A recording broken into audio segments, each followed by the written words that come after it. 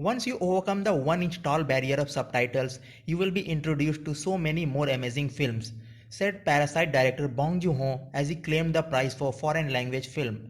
In one perfectly barbed sentence, Bong called out the American movie-going public's perceived aversion to subtitles. Bong effectively stated in English, I think we just use one language, the cinema. So welcome to my channel Beyond Subtitles, and we will look at best of movies and TV series around the world.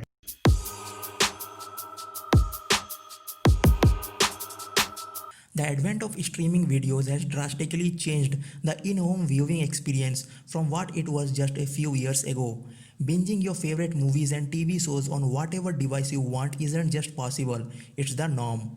One of the ways the new television era has changed is by making available foreign language TV shows that previously wouldn't have crossed borders, let alone language barriers. Netflix, on a mission to appeal to global audiences, boasts a huge collection of foreign shows that you may be overlooking. You will want to try one of these titles the next time you wonder, what should I watch? Light it up. Narcos. If you are a Netflix subscriber who hasn't heard of Narcos yet, do yourself a favor and move it straight to the top of your watch list. While not exactly a foreign Netflix series, this fictionalized retelling of Pablo Escobar and his legendary Colombian cocaine operation in the 1970s is one of the most gripping tales ever told. In the years since its 2015 release, each season of Narcos has focused a linear progression of cartel expansion within the Americas. Interspersed with the archival footage of the real Pablo Escobar, Narcos achieved a level of depth that a few TV series managed to achieve. Overall, it's an intense action-packed drama but never loses sight of its character. It's intricately plotted but never impossible to follow or understand. This Golden Globe nominated sensation is a must-watch TV show. We had no idea what we were in for. Money Heist. Don't be turned off by Money Heist generic title. Originally called The House of Paper but renamed for Netflix, there is absolutely nothing generic about this show. It follows a team of professional thieves who break into Royal Mint of Spain led by a mastermind known only as the Professor. Essentially take everything you know about heist movies and throw it out the window. Money Heist will have you sympathizing with all three parties, the cops, the robbers and the hostages, by being smartly written with well-developed characters. It's a cat and mouse game in the truest sense of phrase, with plot twists at every turn. Best of all, the plot twists actually make sense to the story and deepen it, instead of simply being there for a shock value. This series absolutely deserves to be on the list of the best foreign series on Netflix. Esto es mucho más que un atraco y tú lo sabes bien. Dark.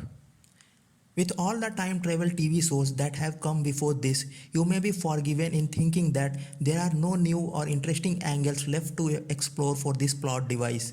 Fortunately, that assumption is wrong. Dark, the first Netflix original in German, is living proof that time travel can still be surprising and mind-wrapping. The setup in the small German town of Winden, children start to disappear in a way that is reminiscent of a spat of disappearances that happened 33 years ago. As the police chief investigates these disappearances, the entire town is forced to confront a previous tragedy as secrets are uncovered and the fabric of trust unravels.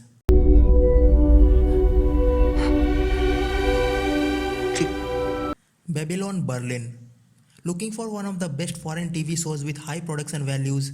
Babylon Berlin is one of the most expensive non-English TV dramas ever produced. It's also one of the richest and most engaging period pieces we have ever seen, even more so than well-known favorites like Downton Abbey and Boardwalk Empire. Visually gorgeous with an exquisite attention to detail, Babylon Berlin has a bit of everything: romance, sex, drugs, crime, police work, politics, and interpersonal drama. All of these events take place in a 15-year time period leading up to the rise of Third Reich. Through masterful storytelling, Babylon Berlin successfully transports you to the 1920s and keeps you entranced by all its beauty and ugliness. To call it ambitious would be an understatement.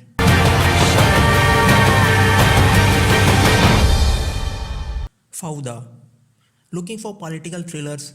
The Israeli-made Fauda starts off a bit slow, but quickly snowballs into a high-intensity thriller that is reminiscent of shows like 24 and Strike Back. The plot. An elite member of Israeli Defense Force is pulled out of retirement when his last target, whom he supposedly killed, resurfaces. We recommend Fauda if only because it breaks up the dominance of European and Asian TV series when it comes to Netflix international TV section. The underlying Israeli perspective elevates it to the new heights too.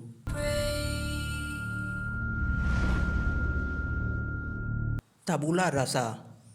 What if we told you that one of the best psychological thrillers on TV is Belgian? Well, it's true and it's called Tabula Rasa. While the title is overused and borderline cliché, it fits the show. In Tabula Rasa, an amnesic woman is the key witness in a child disappearance case.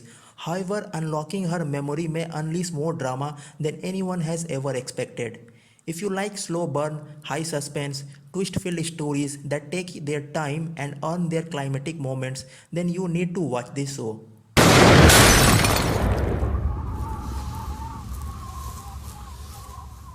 A Very Secret Service. As the only comedy on this list, A Very Secret Service stands out in a way that no other show does. In this French-produced single-season series, a French Secret Service newbie is trained and mentored in a Cold War France as it changes and evolves under the influence of global politics. Honestly, the plot sounds a lot more serious than it is, but we assure you that A Very Secret Service is a spoof on the espionage genre. Often described as James Bond meets The Office, it takes the serious subject and turns it into a humorous one through silly situations and characters. This TV series is a breath of fresh air for anyone who is tired of the same old comedy cliches.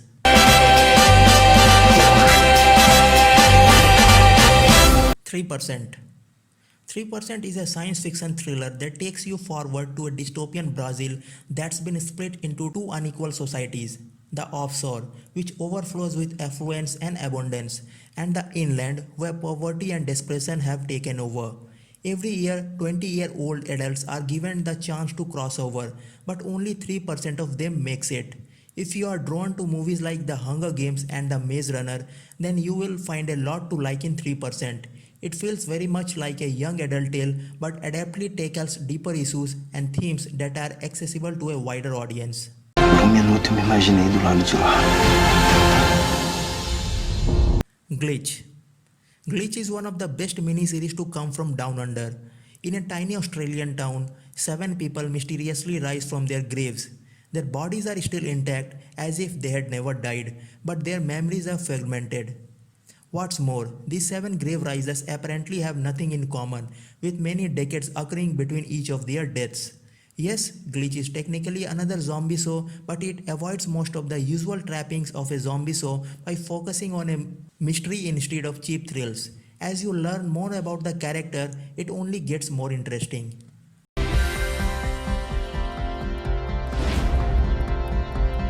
Mr. Sunshine. This is an award-winning South Korean TV series that takes place during the early 1900s. Following a collection of characters ranging from Eugene Choi, an American immigrant who returns to Korea as a US Marine, to Go As-in, noble woman who secretly works for Korean independence movement. This TV series is tense, poignant, and beautifully written. It pays equal attention to historical events and the trials and tribulations that the characters goes through. If you are embarking on a historical TV binge, definitely check this one out.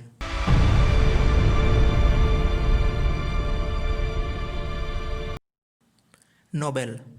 Amid the homelands and the zero dark 30s of the world, it's easy to forget that the United States' decades-long global war on terror is just that, global. The coalition of nations that fought with America in Afghanistan included Norway, and it's in a foreign camp that the show begins, complete with a tense military operation to take out a suspected suicide bomber.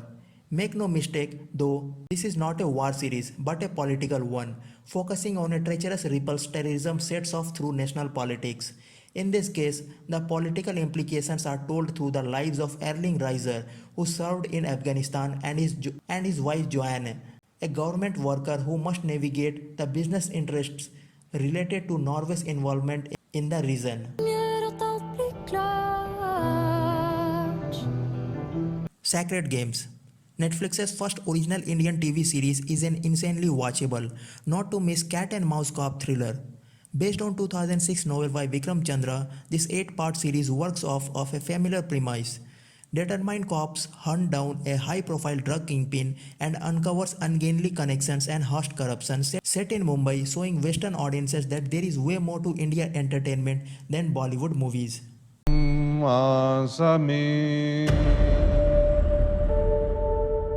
The Valhalla Murders. In the past couple years, Iceland has been set on becoming a hub for film and TV productions, luring in companies with their desolate and less expensive locales and fantasy-like landscapes. They are increasingly getting into their own releases too, like this procedural, which is Netflix's first original series to hail from Iceland. Loosely based on a real incident that took place in 1940s, the Valhalla Murders follows a detective who comes home to Iceland after working for years in Norway to help investigate the country's first ever serial killer case and its possible connection to an incident that took place at a straight-run institution for boys years ago. It's a cold and harrowing homicide series set against the perfect icy backdrop that will grip you until the very end.